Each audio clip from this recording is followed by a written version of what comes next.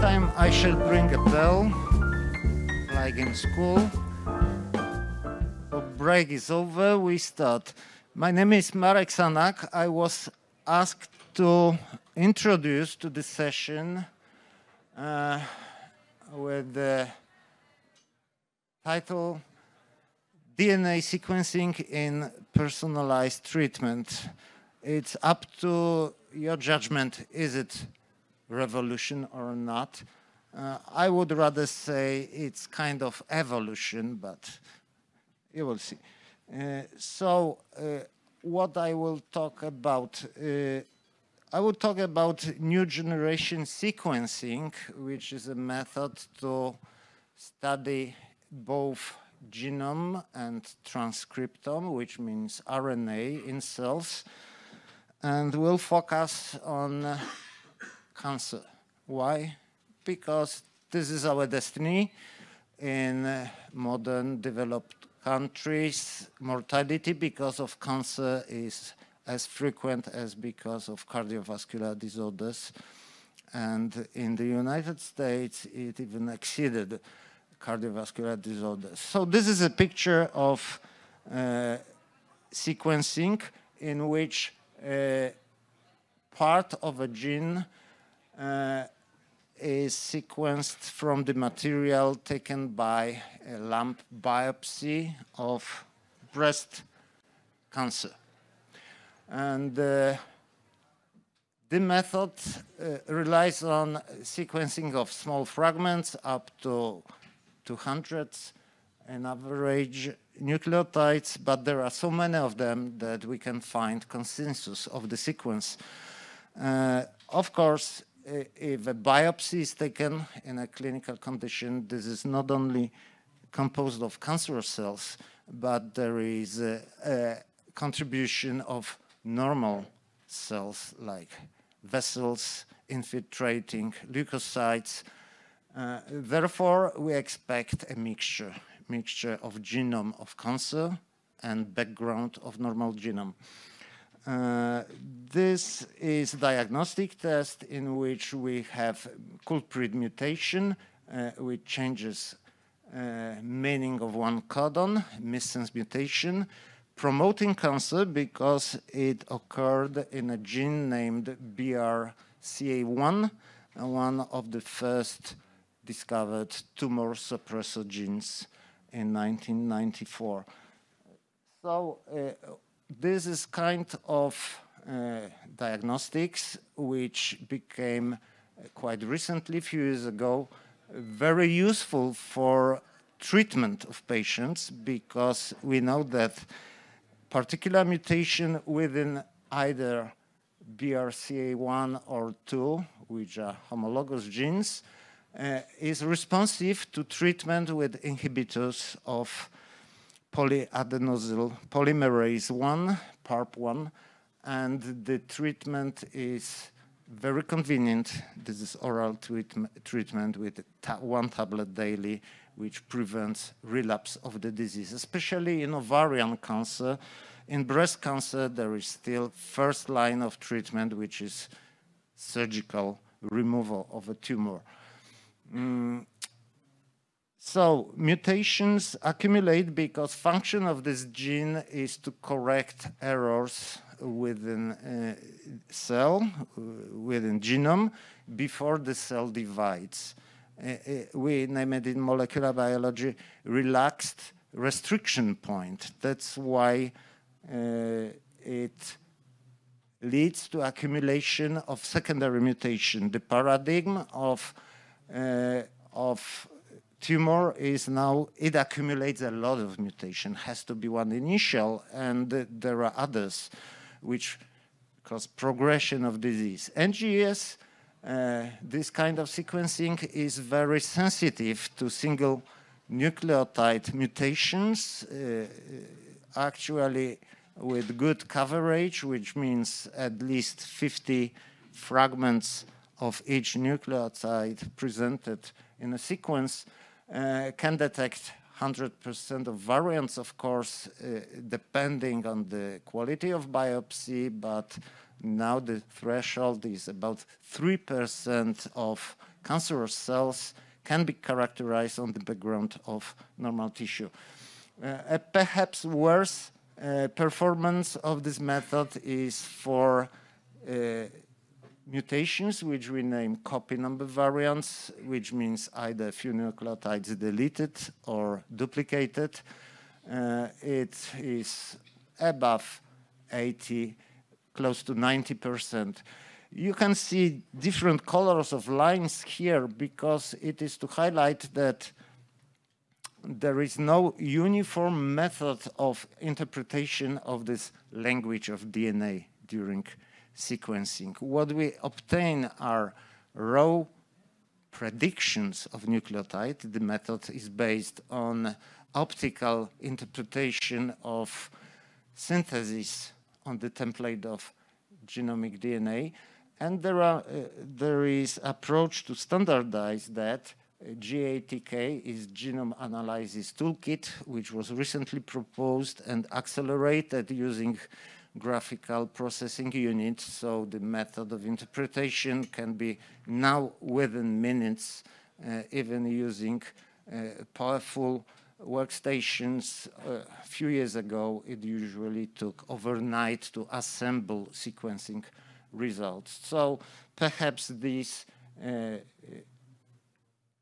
freely available package will become sooner or later a standard for interpretation of presence of mutations or other variations. And we can also observe this is highly dependent on the depth of sequencing, which means how many nucleotides, how many times each nucleotide was presented in our data. So back to cancer. As I said just a moment ago, there are driving mutations which initiate. This is usually a hit, a random mutation, a disaster on the genome scale, in which a tumor suppressor gene, which normally operates by correction of errors occurring each day in dividing cells, loses its function and creates so-called mutatory phenotype, which means conditions which allows the cell to divide despite presence either of breaks in DNA. BRCA1 can stop cell division and join together broken parts of DNA. DNA are very long molecules. Total human genome, when stretched, takes 200 centimeters, and it's packed inside each nucleated cell. And the subsequent mutations initiate promotion of progression, which means acceleration of cell divisions. The mutated cell can divide faster than surrounding ones. It's assumed that at the moment the tumor, the lump, can be found by whatever method of screening, mammography, ultrasound, self-touching of a patient. There is already 1 million of mutated cells accumulated. And next progression, especially during treatment with radio or chemotherapy, can lead to resistance, which means other mutations can render some resistance of tumor cells to the treatment, which leads to remote implantation of cancerous cells, metastasis in other organs like lung, brain, or bones. There is attempt to characterize variety of human cancers using collection of available so far data. So this might be cancerous cell lines, over 1,000 of individual primary cancer cells collected, quite well characterized, sequenced, studied on the level of proteome to learn about function of these mutations or interaction of the proteins. There is also collection over 35,000 of recordings of new generation sequencing from these tumors. There are metadata, which means age of a patient, onset of the disease, prognosis, response to the treatment. There are thousands of scientific publications, and what's important, there are also negative screening results, because we don't expect that each one will have similar mutation. Cancer is polygenic, which means at least in breast cancer, there are several genes which mutation can lead to development of the disease. So what was organized in the Sanger Institute in Oxford, UK, was kind of database named Cosmic, which aggregates this data, Cell Lines, International Cancer Consortium, the Cancer Genomic Database, publications, and this database is searchable. But the problem is by whom? It can be accessed by each of us, but believe me or not, physicians are rather reluctant to make search. Probably they don't have time to do such a search with an allocated 30-minute visit for each patient. So data freely available, but probably not used enough so far to decipher the cancer. I get stuck. Could you push the next slide, please? It doesn't change. Hello? Next slide, please. Don't work my pile. Okay. It seems that nowadays it's well understood, not only by oncologists, but physicians and insurance companies, health systems, that studying of alteration within genome will bring some profits, not only health ones for patients, but also can possibly decrease the cost of healthcare. Since 3 years, NGS of any solid tumor in patient is reimbursed in the United States, even using the least expensive insurance of Obamacare. Simply patient can have sequenced solid tumor. The same is debated now in Poland, agency which is responsible for evaluation of medical technologies is collecting opinion of experts.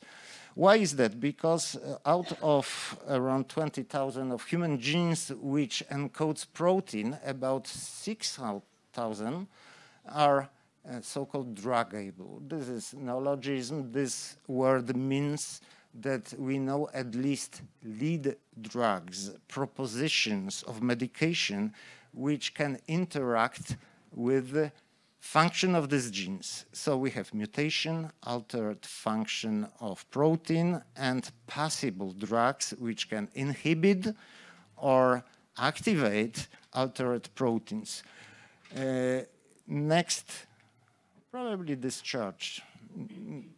Next, construction of so-called pharmacogenomic databases was started in the last 2 years. The first one from the University of Ohio is Mutanome, which means current knowledge about interaction of proteins, which we name adjetic function, and nodes, which are nodes of graphs for the network of interaction of proteins, is connected with knowledge about mutations, about different kind of cancers, and possible drug intervention.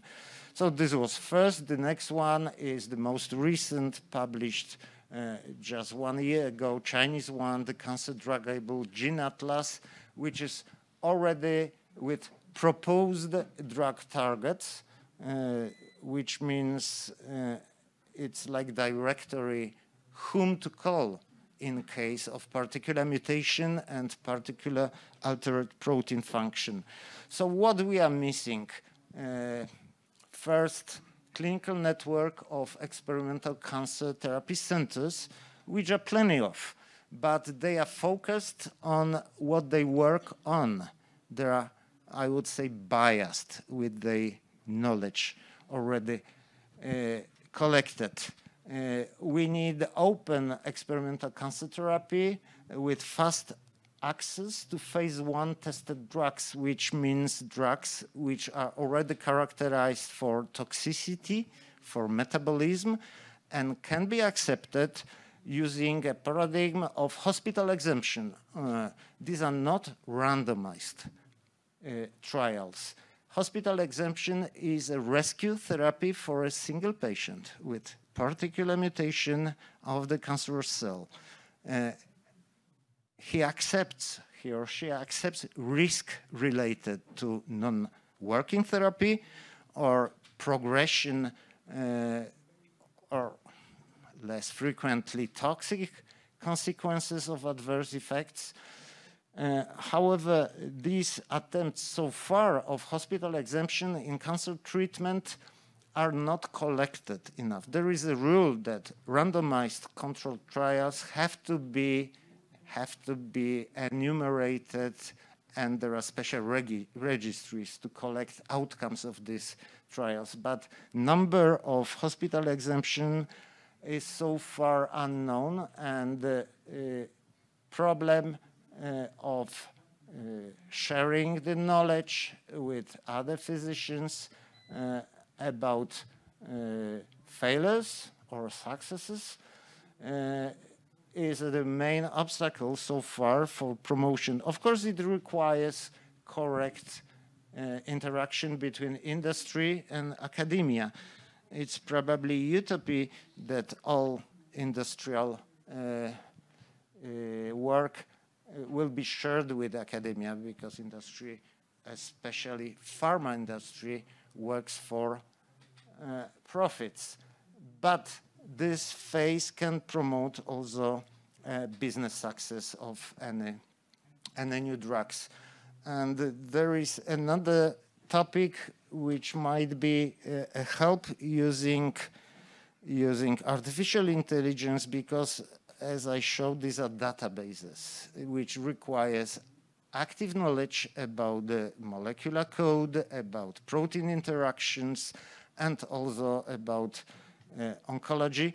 Most of these oncologists know the last one. They know how cancer progresses, they know patient, however, they are helpless if it comes to interpretation of sequencing results or altered protein function. So my dream is to construct a kind of large language model which could help by asking question. I have patient with such a pathological diagnosis of certain type of cancer with a known mutation, to check if there are any proposed drugs, interaction, which can be used using medical experimentation to cure. That's all what I have to communicate as the introduction. And now I shall introduce the next speaker. I got minute by minute scenario of this session. So actually I lagged 1 minute. My pleasure is to introduce Mr. Marcin Krzykawski, who will give us a talk about introducing 3D cell culture, innovative hydrogen solutions for enhanced biomedical research. Perhaps you will master this instrument better than me. I wish you. Here is my okay.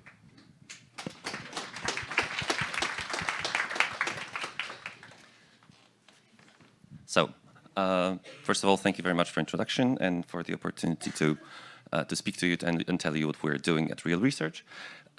And I actually think that the work that Professor Sanak was describing is a very nice introduction to our work. Yep. So everybody knows I know it's not happening always, but it should happen. So when you have a flu or any other, let's say, bacterial infection, you can go to a doctor, you can ask them to swab your throat and see which antibiotic would work for your bacteria. Unfortunately, that's not the case in cancer. In cancer, the problem is that when a patient gets diagnosed with cancer, they have to go through several rounds of different chemotherapies until the doctor actually finds the one that works. And on average, patients have to wait until the third try. And this is a huge problem because it costs a lot of money. In Poland, it's approximately between 20 and 50,000 euros on those missed opportunities. And it also takes a few months until a patient actually starts getting something that works. And what we would like to offer is approach to cancer that would be similar to what you can do with your bacterial infection. So we know that, for example, for colorectal cancer, when a doctor cuts out the cancer, even whether it's the full tumor or it just cuts out what is possible, until they really give the treatment, it takes about 30 days. So what we really want to offer is the possibility to take this piece of tissue, transport it to our facility, digest it, seed it on our LifeGel 3D cell culture technology, let it culture for about 5 to 6 days, and then to do an assay, so that at the end, within 9 days, we would be able to deliver data about which treatment will actually work for that particular patient. And I'm talking about the treatment that is actually available. So it's legally available for the doctor to use for that particular patient.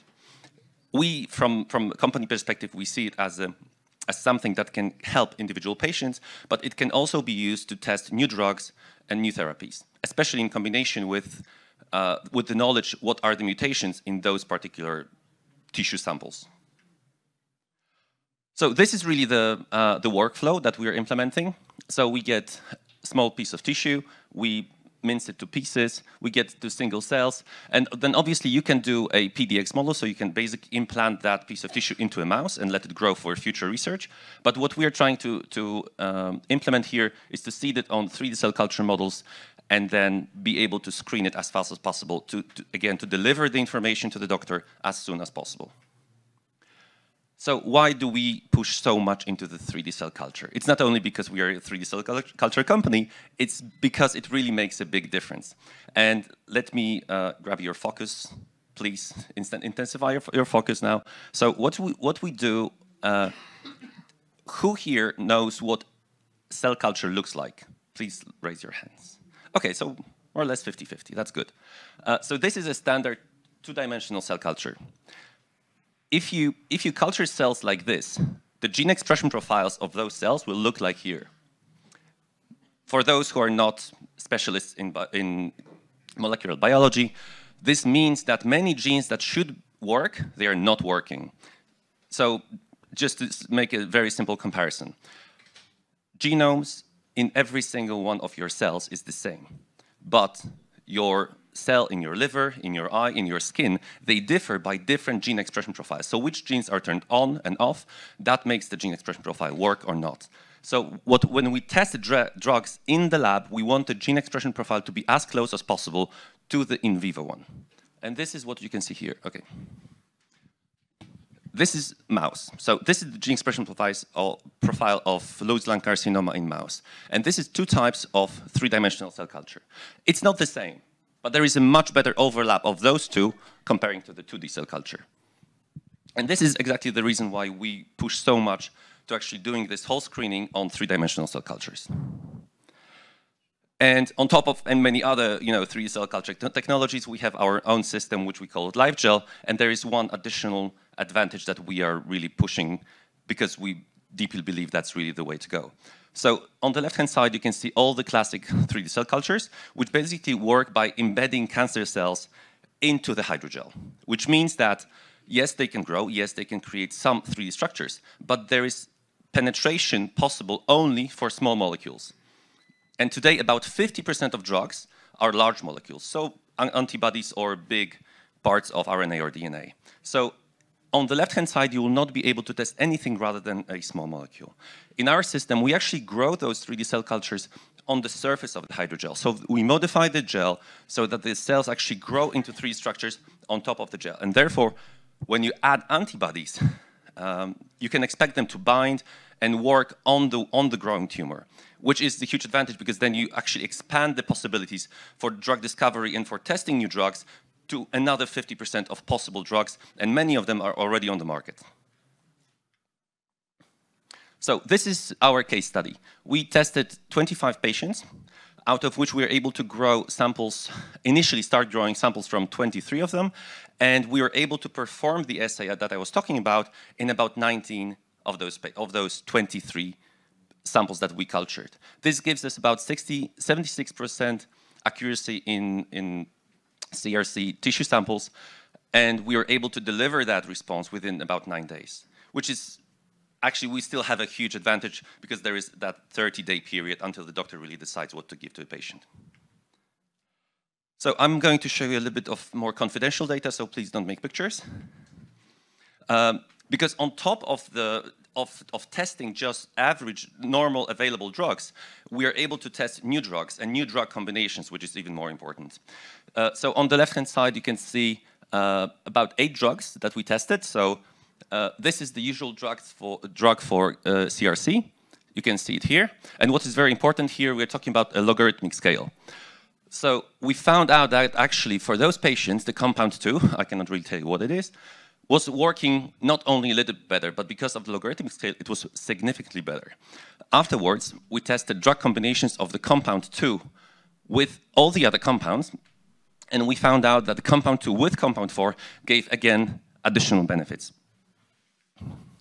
And by the way, both of those drugs are already available, so doctors could basically decide, yes, let's do it. Here we expanded that test into the 3 new patients, and what is important here is that we were able to show that for 2 of those 3 patients, there would be a huge, significant benefit of using this drug combination, and for 1 of them, the effect would be still better than the standard, but not that much. And what is important here is that this prediction really takes about 9 days. This graph only shows you that there is not only an additive effect, but there is a synergistic effect, which is something we're always looking for because we want to get as low the concentrations of the drugs because they also kill the patient to maximize the decrease of viability of the cancer cells. So just to summarize, this is our workflow.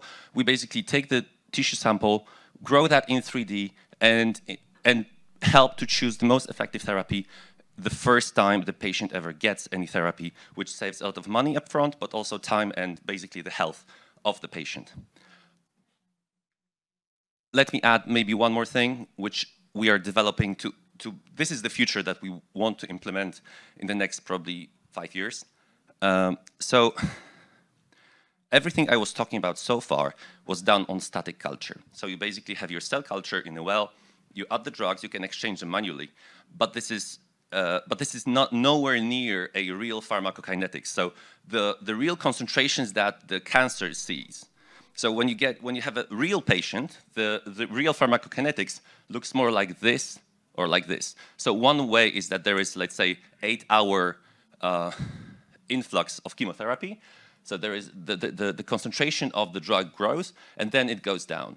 Or you can have a spike. So you can inject the chemotherapy, let's say, in half an hour period, and then let it, relax over several hours. What is important is that there is a study in Lancet where they showed that only the difference between those two was choosing the right therapy regimen, so the way of giving the drug, was able to increase the value of decrease the recurrence and decrease the mortality of patient by about 10%. So the same amount of drug, the same amount per patient, but when they did it on 10,000 patients, that means that 1,000 of them less died, which 10% may not sound so fascinating, but 1,000 people sounds much more. This is all our collaborators. There are a few more, and thank you very much for your attention. Thank you very much. Since we have almost 20 minutes by the end of the session for discussion, perhaps we can do together discussion, but if there is any burning question right now, please feel free to ask. No emergency, thank you.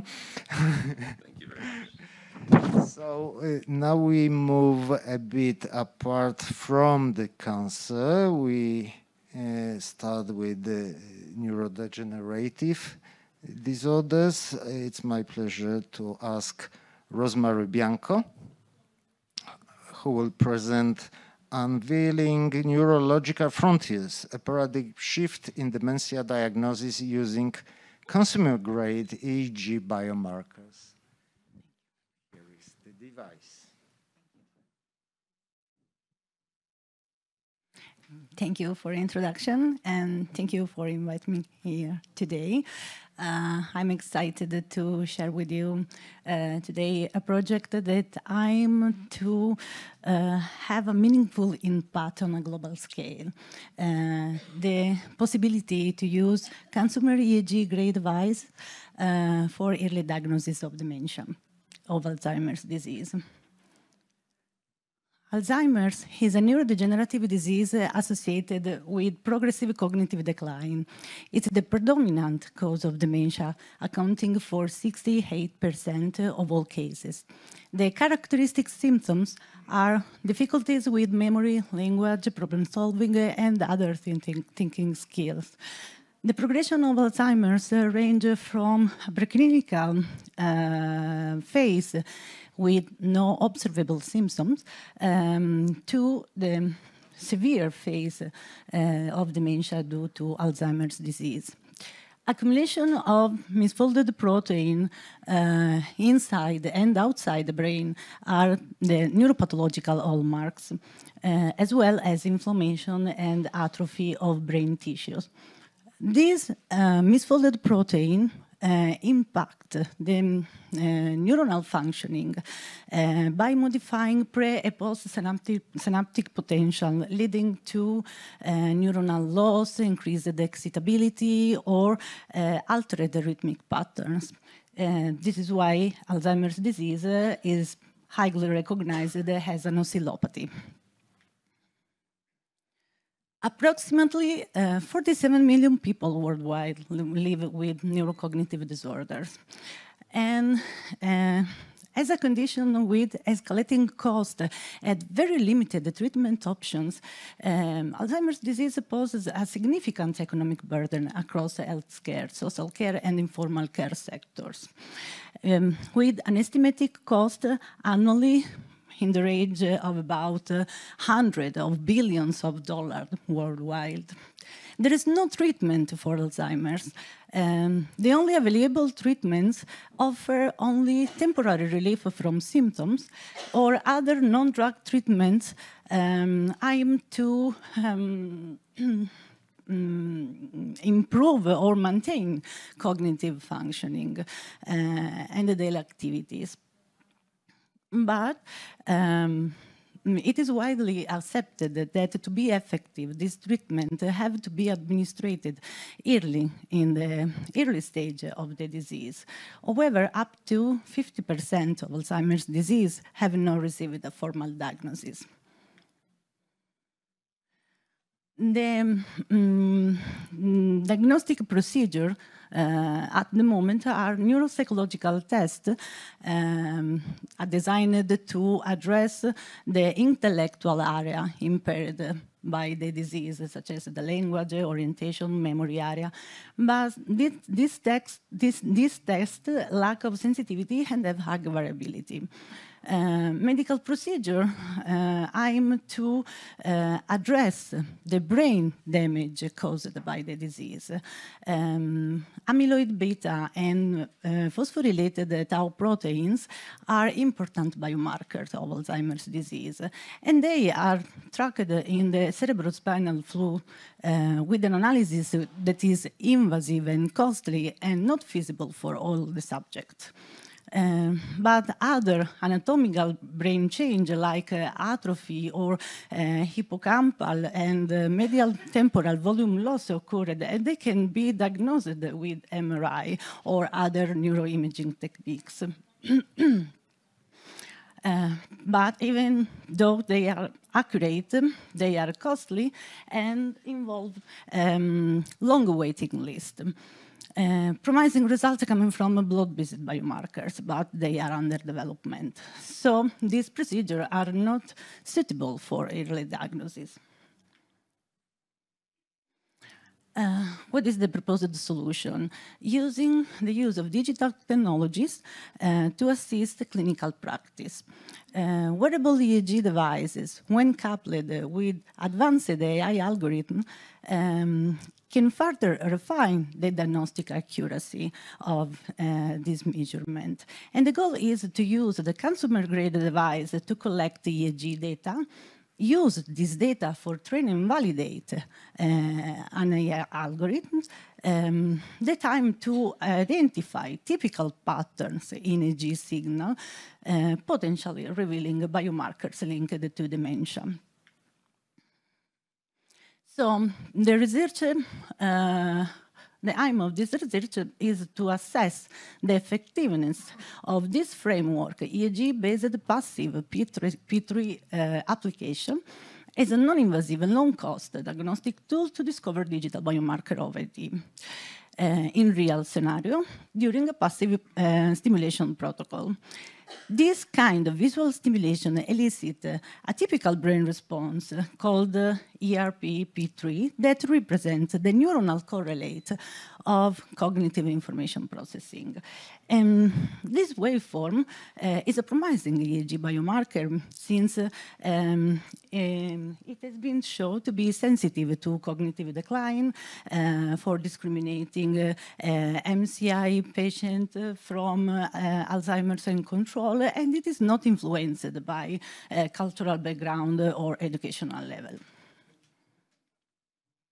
It is an experimental framework that automatically integrates and synchronizes all EEG data with the stimulation event using open source tools and low-cost consumer-grade devices.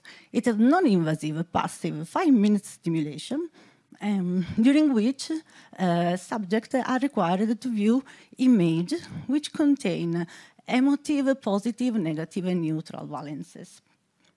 The framework is composed by different modules, integrated and synchronized by digital triggers.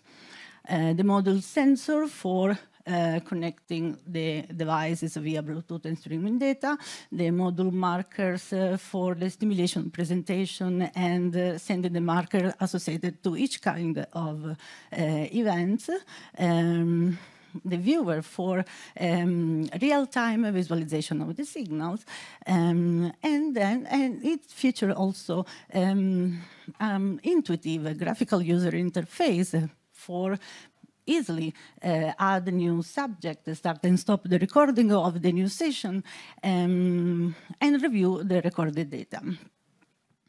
Up now, a simple pipeline was implemented for preprocessing and analyzing EEG data and extract the ERP response associated with each positive, negative, or neutral stimulation. But we planned to analyze the metric of ERP as well as oscillatory pattern, typically studied in dementia and aging studies. Combine this measurement with neuropsychological and motor test score, and using a multi-class classification approach for discriminating within different groups. So the project represents a significant stride towards developing reliable diagnostic tools. The main impact is the possibility to make diagnosis at the early stage, allowing subjects to have access at the appropriate services and treatments, with a subsequent reduction of the economic burden on healthcare systems. So I'm willing to invite individuals or entities to collaborate with us in different aspects of this for implementing these tools or for technological EEG processing or AI. I'm seeking expertise from collaborators with different expertise, neurology, geriatrics, psychology, for consultation and to gain valuable insight into the practical application of these tools in real-world healthcare settings. But beyond mere participation, mere collaboration, participants play a pivotal role. Additional data are essential for the validation of these tools. And many other areas of potential application because of the versatility of these tools can be implemented, I don't know, for track disease progression or predict the treatment outcome. So let's collaborate, and thank you.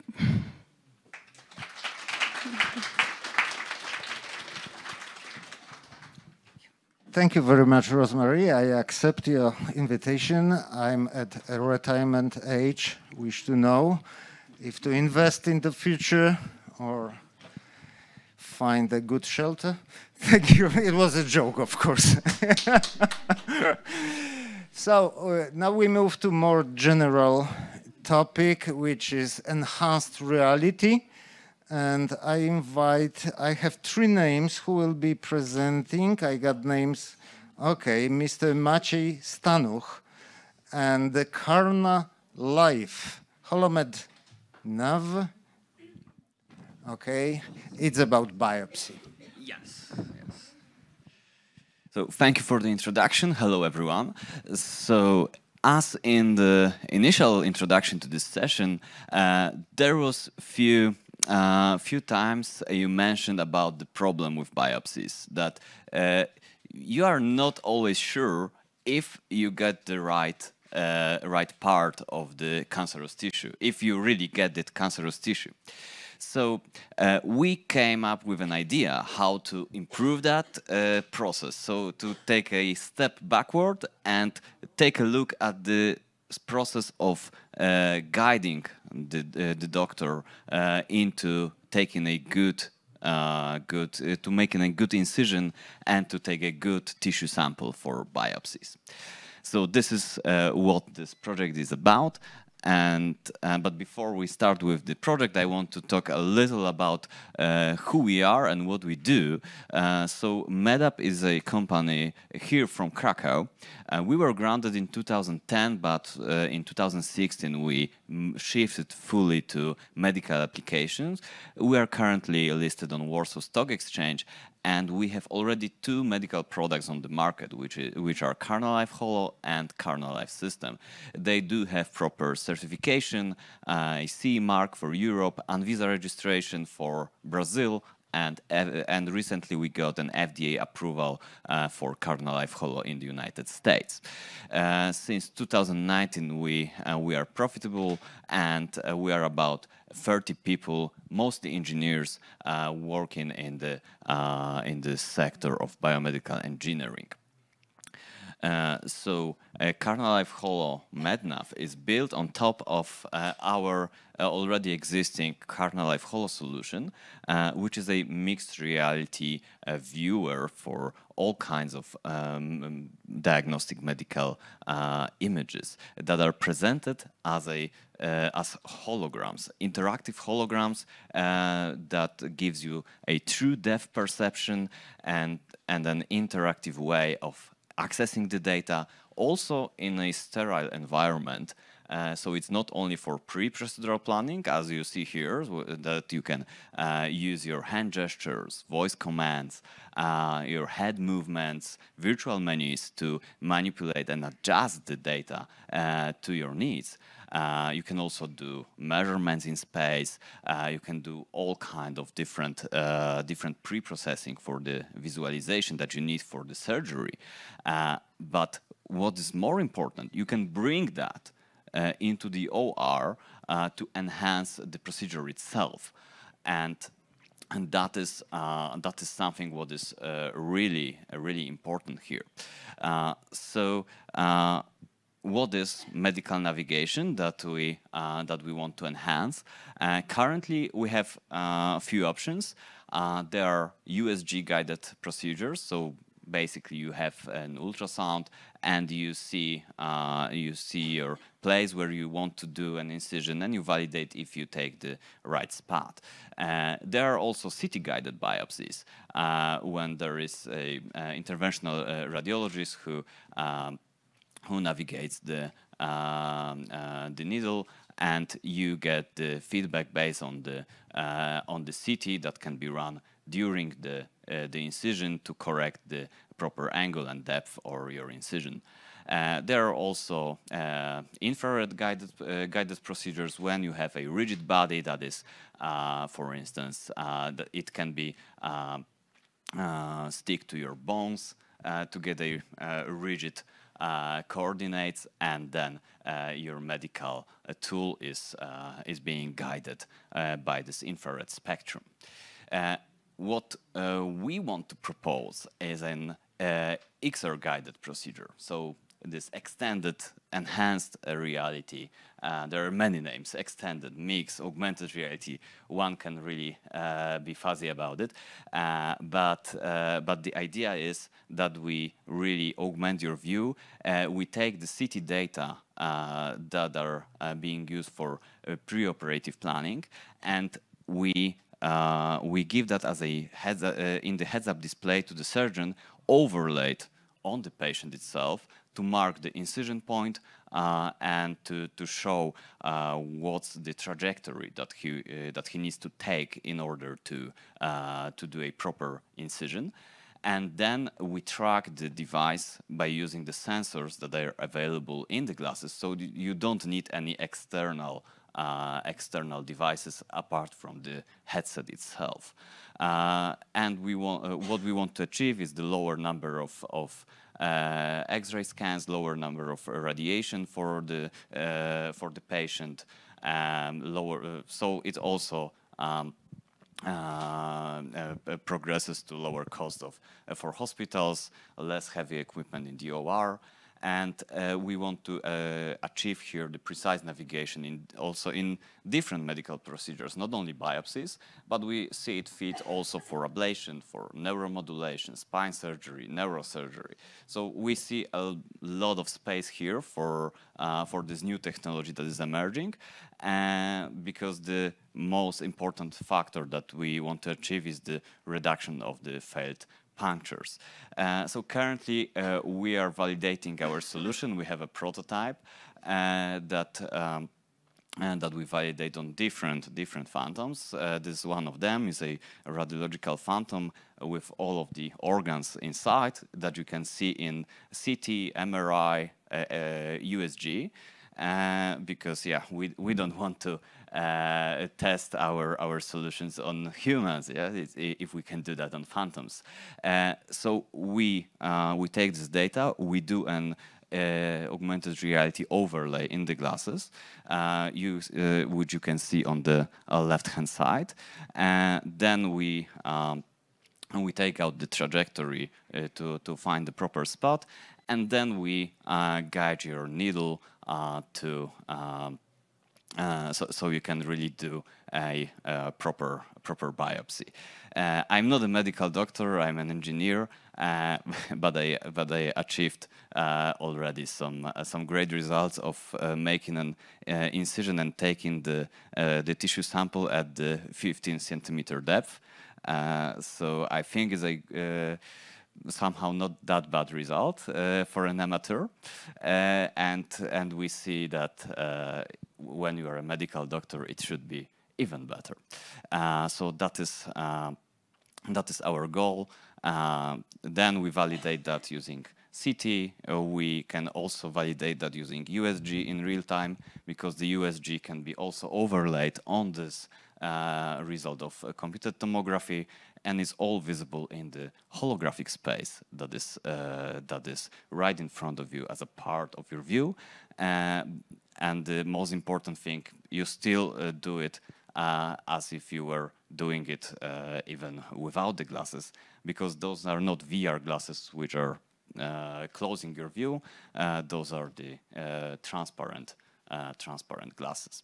Here we can see another example of the image being overlaid already on the patient, where you can see the tumor in the ribs area. And yes, it's been also used for checking the blood vessels around the tumor, what's the real size of the tumor, and how you can approach the surgery itself. So, as a summary, CarnaLife Holo MedNav is an innovative solution that is targeted for percutaneous biopsies, guided by mixed reality. It enables precise localization of the lesion and biopsy needle. It's easy to use, and it does not require any external tracking device. And it limits likelihood of medical errors thanks to the fusion of this retrospective CT, intraoperative USG, and the fusion of all the sensors available in the headset. So thank you again with this beautiful hologram of the coronary artery bypass grafting, because our area of interest is pretty wide, I would say. And if you are interested in mixed reality, in testing the prototypes, or into development of such solutions, or you find it fit for your cases, you can see us at the booth here in the showroom area, and we will be happy to talk with you. Thank you very much.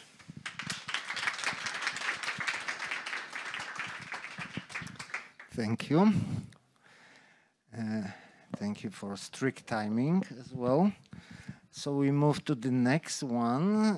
The two next presentations will be about a much wider subject, which are clinical trials and possibility of interventions on a population level. So I invite Ms. Aleksandra Kubicka-Misztal, Dicel. Okay. It's about randomized controlled trials and ECRF, which is electronic case report form. Here, the floor is yours. Thank you. Thank you. No, two is enough. Thank you so much. It's always great to have a presentation in Kraków, in our society. Today I would like to talk more about our software. Dicella is a company. We have started our work on our systems 6 years ago, and we make real progress from image analysis to clinical trials, and I would like to talk more about our solutions today. Okay, generally speaking, I would say like that Dicella is IT integrator of the newest technologies, because this what we are doing is artificial intelligence, image analysis, medical image analysis. It's great to see here people from Medicum, because we are doing a lot of image analysis from magnetic resonance, computed tomography, and others, even microscopy and so on. We, of course, are very advanced in using artificial intelligence. We have the patent, European patent for blockchain security for our systems. So I think that it is really great that we have done it. And it was because we had very good cooperations in this area. And this, what we are started to work and preparing the MVP is algorithm for medical applications using the quantum computers. So generally speaking, we are the integrator. We can do this. We have very good IT people. So feel free to contact with us, because we can help, we can collaborate, and we can try to do something together in the newest IT technologies. So, generally speaking, it is like that, okay, your IT company, what new is there, how you would like to have the patent application, and so on. And it is always a difficult question, but find your way. And generally speaking, I was impressed just time by Dick Fitzgerald. He was, because he has died this year, the higher jumper from US, and he has developed this kind of style because he decided that he will do something different. And it is a very inspiring story of his life, because before this, he was the worst in his school. He was the worst in the state, and people said, oh my God, he's the worst athletic in whole US. But he decided to do something different and find his way, and he won the gold medal in Mexico in 1968. So it was very inspiring for me, because it's always important to do something different, even if people will say, oh, it's not like that, everybody do this on this way. And I will say, no, we will show you that it is important to see on your data, on your research, from the other way. So, generally speaking, the latest report about the clinical trial software market says that, here we've got, no, it doesn't light, okay. The data completeness, the basic challenges in clinical trials is the data completeness, the quality of the data, the cleaning of the data, inconsistency, and regulatory affairs, and so on. And we are asking, why the international reports says that this is the problem. In the clinical trials, we have good clinical trials, we have CRO, we have a lot of people who should take care about the data, about the completeness of the data, about the quality of the data, why it is happening. And I will say like that as always, because people work there. So we have people in different units, we have different people, we have different processes in every place. The biggest clinical trial is the trial of the 40 units in Europe, in Poland, Italy, and Spain. We have part of this trial in Switzerland, and the processes of the collecting the data in every unit is different. So we decided to put as much work of the people included in the clinical trial to the system as it is possible. Okay, I can't change it. Okay, anybody can help? He decided that it is very important to look at. Okay, great, thank you. So, generally speaking, challenges. The time is very important. People and the sponsors pay a lot of money for the clinical trials. So the time, the completeness, and the collaboration in the international team is very important. The communication, it is always important, and it is like something, sometimes I think that it doesn't exist, because sometimes we only think that we communicate with people, but in the fact, what does it mean that we communicate with the team and with the people, and the data quality? So we have 3 challenges for the clinical trials that we should solve somehow, and how to do this. Generally speaking, next slide, please. Okay, it is important too. Okay, we know that. Can you help us?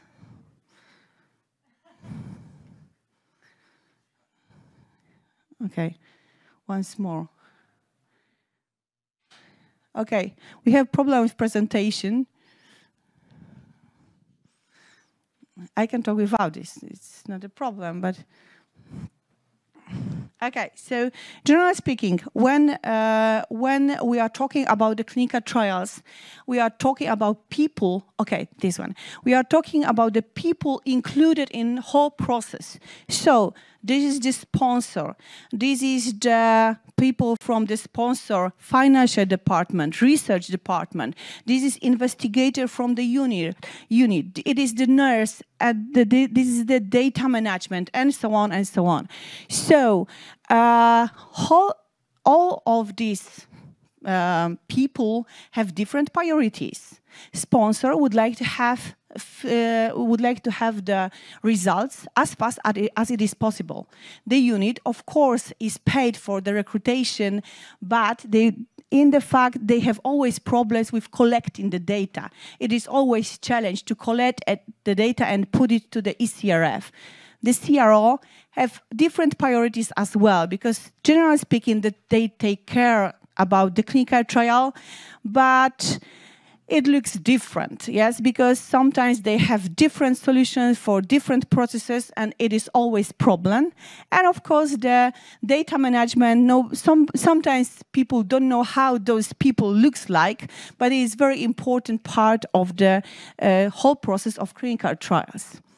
So our solution is like that. Okay, in the fact, you can't give people as many systems as it is possible, because they will lost somewhere between the systems.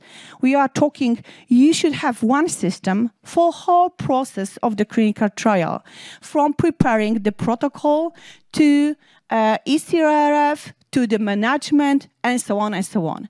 This is what we are doing. So we have all processes in one platform. The IVRS, randomization, ETMF, patient GRA, the whole ECRF, and in the system of management, we have monitoring, active visit, budget planning, and so on, because it is important to address whole process of the clinical trial. I have a few slides about how does it look like, because it must be very, very simple. It must be dedicated for these people who will use it. The different view should be for the nurse, and the different view should be for the management, because all people, different people have different priorities and different tasks. So, generally speaking, people are asking us, why you are trying to investigate our people? Okay, we say, okay, we investigate your people. We are looking what they are doing in the system. When they have logged the system, how long it take time to put the data to the system, and so on and so on. We don't do this to say, okay, this nurse is not like that, she doesn't work as she should, and maybe this data management can work better. No, it's not for that. We can prepare the analysis. We should optimize the process, because the nurse have a problem with logging. Maybe you have, I don't know, maybe change the computer for her, give her a better computer, or maybe give her a laptop, and so on and so on. Because if we have the data, we can see the process. Where is the problem? We have one clinical trial where the whole team works very well, and there is a problem with the completeness of the data. The completeness of the data is 99.9%. And we are asking, why like that? You have problems with one field in the ECRF. Why? And we ask why in the unit. And because of the imaging unit never sent them one data that they need to have the 100% completeness of the data. And now they know, okay, talk to the radiologist to put this data because we need it in the ECRF. And this is important to see the process. Through the system, we can see what is happening in the unit. And generally speaking, because I would like to finish, we would like to prepare and give you the platform when we have whole process from the patient, from the feasibility study, from the protocol development. Because we have the whole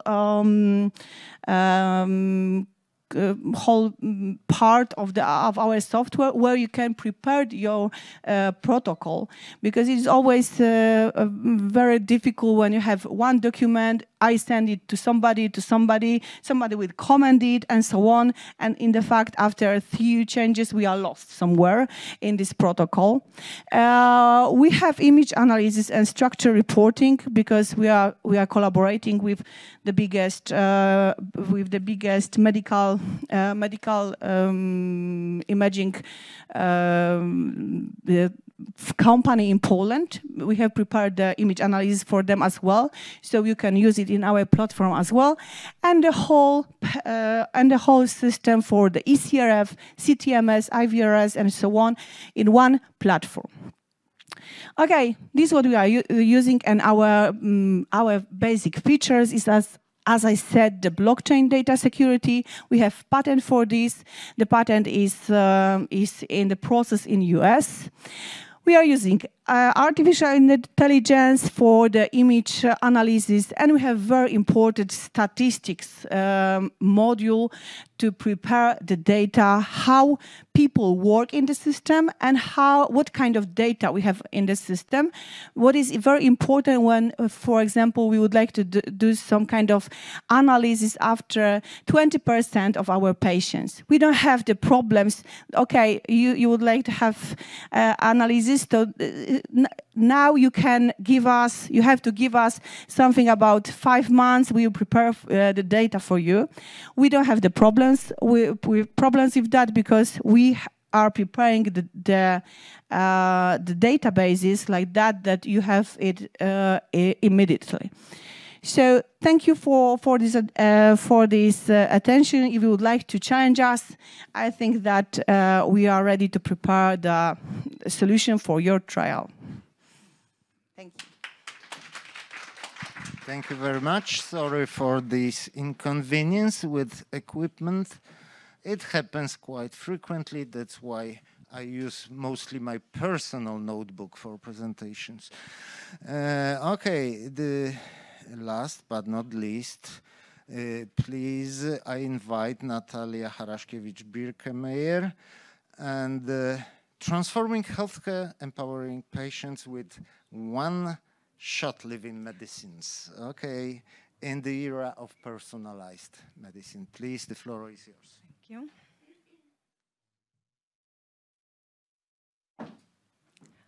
Okay, so thank you very much for this opportunity. I would like to thank the organizers for a really excellent event. And let's conclude with my presentation before we go for the dinner. I will tell you today in a brief way about cell and gene therapy, about advanced therapy medicinal products, about real-world data and real-world evidence in clinical trials, about omics strategies, traceability systems, and then finally I will conclude with some proposals how we could cooperate in the future.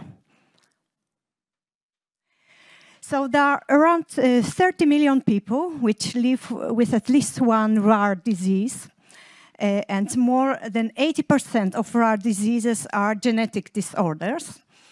Of this 80%, 50% accounts for small patients populations for children. Gene therapies, they repair faulty genes. And in the first stage, you collect cells from patients, from donors. Then in the laboratory, you modify cells. And after that, you re-inject these cells to patients. In fact, there are 4 main differences between advanced therapies and between traditional therapeutics.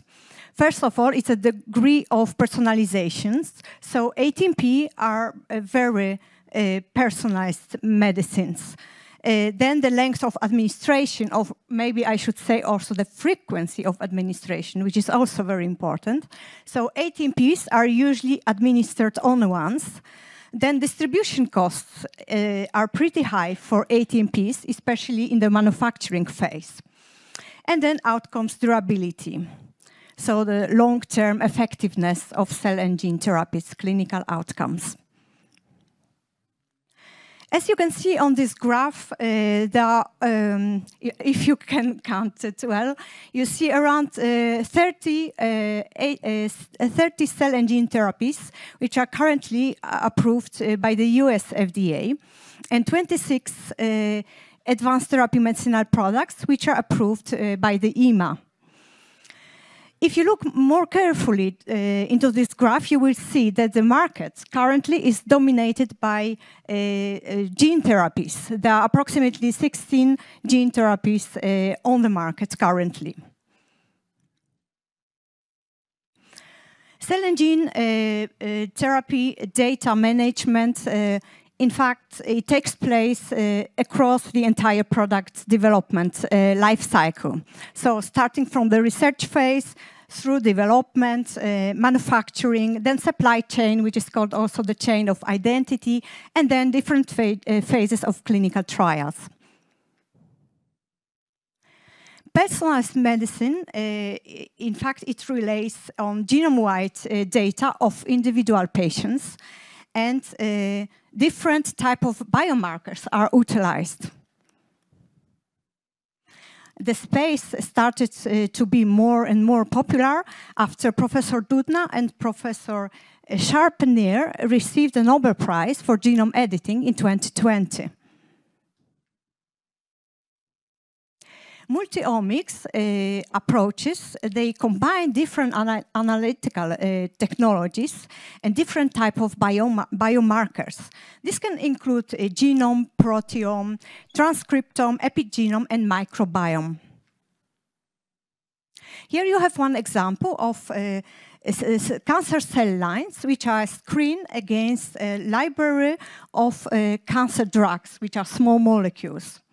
And in fact, by assessing the binding constants and the concentrations needed to inhibit unwanted bioprocesses, for example, oncogenesis, it's possible to predict which biomarkers will work in the most efficient way. Big data are also used during tracking systems. These tracking systems have to be compatible between manufactured tracking systems and between tracking systems set up within clinics and hospitals. They also have to meet appropriate EMA and the US FDA regulation. For example, in Europe, the most important regulations relate to so-called ATMP regulations, and we have also other regulations and guidelines, for example, GMP guidelines for manufacturer developers issued in 2018. Here you have examples of single-arm clinical trials. So between 2011 and 2019, there was a significant increase in single-arm submissions. So from 8 to 111, which is a 13-fold increase. Single-arm clinical trials for cell and gene therapies become more and more popular, and actually it's a necessity, because as we already discussed today, the gold standard of randomized controlled clinical trials is not applicable here, because simply saying the patients' populations are very limited. So then, in fact, you can ask how to design the proper clinical trials with such small patient populations. You have to take into account several factors, for example, the choice of clinical endpoints, as well as appropriate comparators. There are several safety issues related to cell and gene therapies. On the level of the vectors, for example, viral vectors, it can be, for example, insertional mutagenesis. Other safety issues can include, for example, such issues like malignancies or unwanted immunogenic reactions. EMA and the US FDA highly recommend the long-term patients monitoring, at least 15 years. and all data should be stored for 30 years. Of course, it produces a lot of questions from the manufacturer side, and also how to motivate patients for such a long time. In addition, EMA and the US FDA propose and require actually that hospitals which administer cell and gene therapies and ATMPs must be enrolled in so-called risk evaluation and mitigation plans. They should be certified. Patients as well as staff of hospitals should be aware of cytokine syndrome, release syndrome, so-called cytokine storm, as well as cytotoxicities. Patients have to be informed, of course, about serious side effects. And also, post-authorization safety studies are pretty important, and here registries come into play. Here I have one example for you. Spinal muscular atrophy, SMA, is caused, it's a genetic disorder, and it's caused by a mutation of the survival motor neuron 1 on chromosome 5q. In fact, it's a rare disease, as you can see, so the incidence of SMA is approximately 1 in 10,000 live births.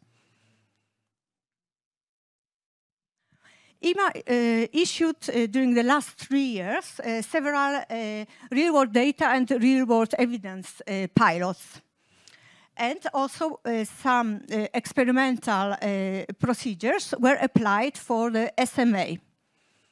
So here the main purpose was to test several different registries on national level coming from different member states. So in total, they used 7 different registries in order to explore the progression of SMA, and also to learn about this disease, as well as to learn how to explore in a proper way digital registries. Companion diagnostics gets its momentum. Personalized medicines accounted for 25% of new drugs, as reported by the US FDA in 2019.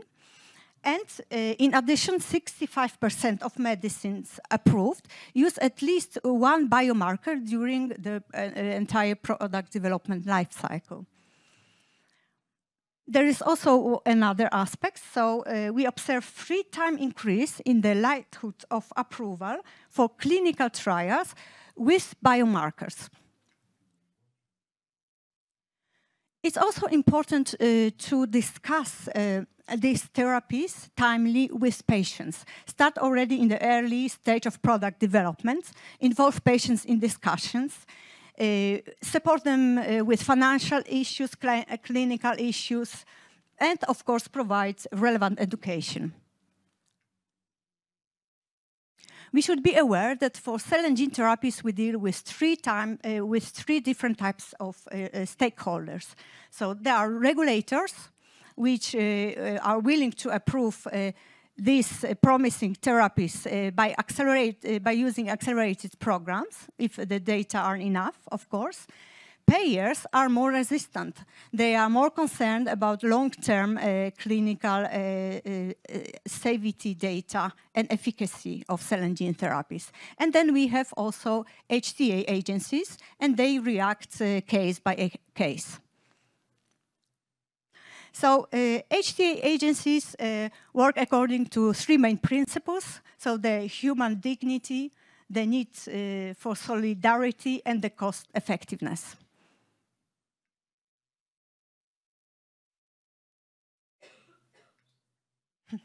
Okay, this is the slide which I just wanted to skip because I think we can discuss it during the coffee break on the networking part. Let's move forward to collaborations. So I have 3 proposals for you nowadays. So I'm a course director for working within the Center for Professional Innovation and Education. This company is located in Pennsylvania in the US. And we provide different courses for let's say, companies on different maturity stage. So for small, medium enterprises as well as very mature, large organizations. So there are 300 plus public courses issued every year. And you can also receive a certificate. So there are 1,200 certificates which were already issued by CFPI. I'm the course director for, of course, cell and gene therapy product life cycle. Offer number 2. So I participate with great pleasure with one program initiated by the European Commission, which is called Early Warning Europe, or Early Warning Europe Network, or Early Warning Europe Academy. So this great initiative supports small and medium enterprises in Europe, because SMEs in Europe create 85% of all new jobs and generate about 3/5 of added value in Europe. So the organization supports small and medium enterprises, stimulates entrepreneurship, and provides adequate courses according to your needs. So I would like to recommend to have a look at their website. And then the offer number 3, the last one. So if you look at numbers related to cancer cases, you will see that in 2020 there were 2.7 million people in the European community which were diagnosed with cancer. Another 1.3 million people died. And this includes also over 2,000 young people. If we do nothing, the numbers will be even more terrifying, because it's anticipated that by 2035 there will be around 24% of increase of cancer cases and 1.5 billion of deaths.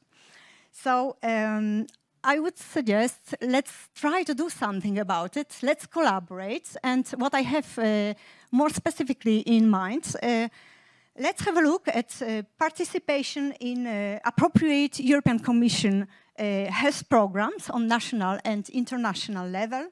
For example, in the area of cancer prevention, cancer detection, screening, and care. So thank you very much for your attention.